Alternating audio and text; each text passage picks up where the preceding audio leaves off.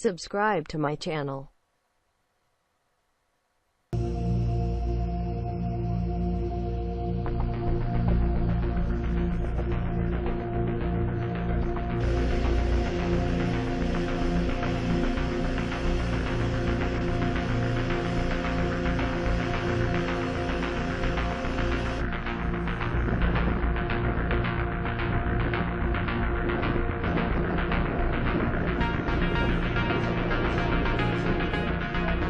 The purpose of those exercises and operations are to enable the combined defense of the Republic of Korea.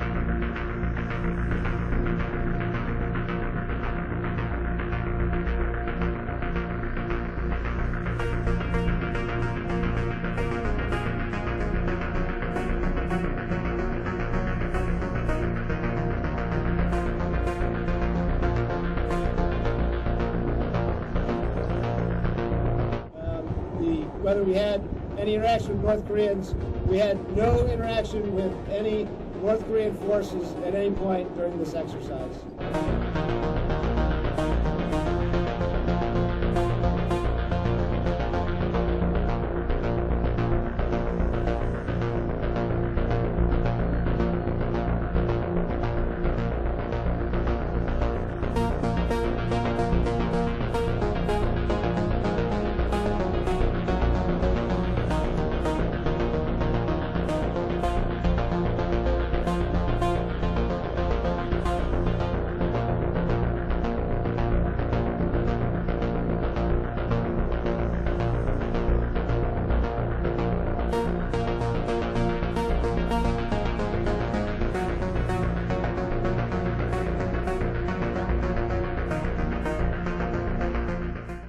They call this the demilitarized zone. It is anything but.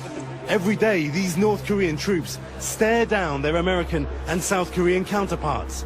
Both sides today on a hair trigger. That is the border between North and South. This side, socialism.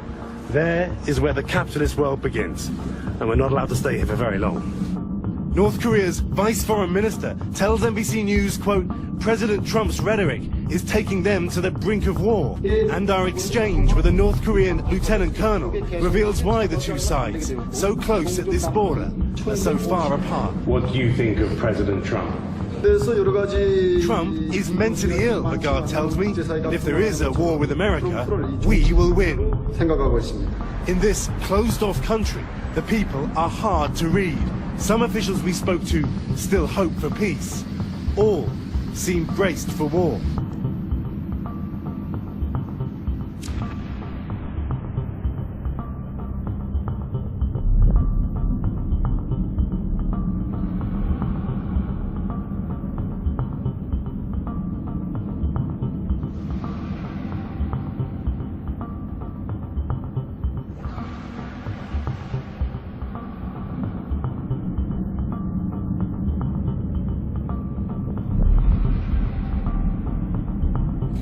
And a new survey shows a majority of Americans view North Korea as the most immediate security threats to the United States.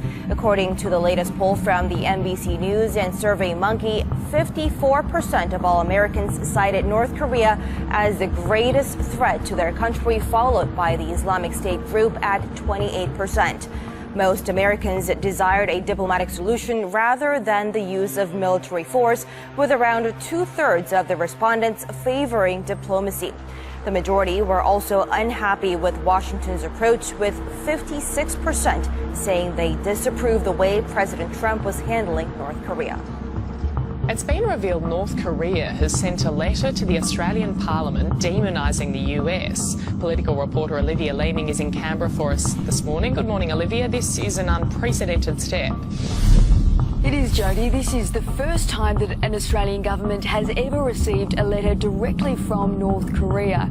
And it's understood from Fairfax Papers this morning that this letter was sent to Foreign Minister Julie Bishop from North Korea's Foreign Affairs Committee, and that it was sent via our embassy in Jakarta. And the letter urges Australia to turn away from the United States. It lashes out at Donald Trump, saying he's trying to drive the world to nuclear disaster, and that it would be a big miscalculation calculation to think that Trump could bring North Korea to its knees through a nuclear war threat. Now, the government sees this as a sign that the international pressure on North Korea, particularly through economic sanctions, is in fact working, that it's growing desperate and trying to divide the international community.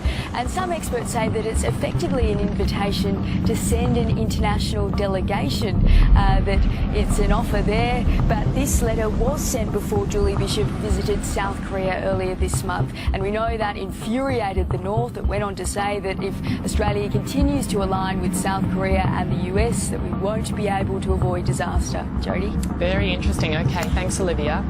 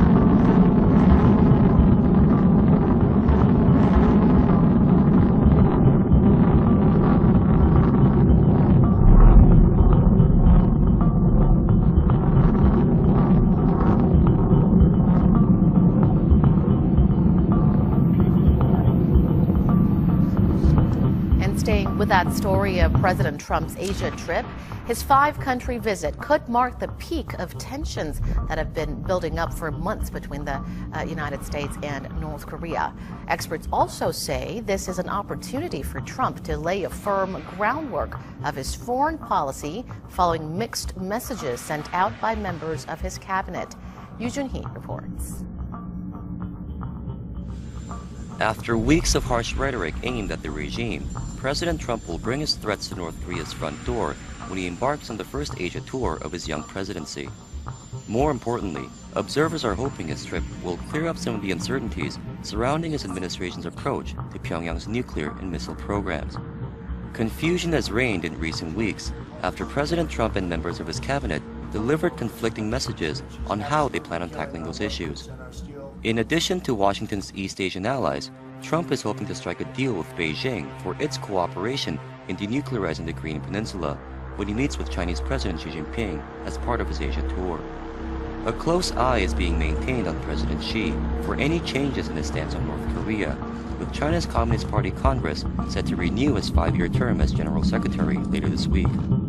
Economic agendas will also be on the table, with President Trump likely to see concessions over the South Korea-US free trade deal, as well as his trade with China. He could also face challenging questions on why he pulled the US out of the 12-nation Trans-Pacific Partnership Agreement and how he plans on creating an alternative trade framework.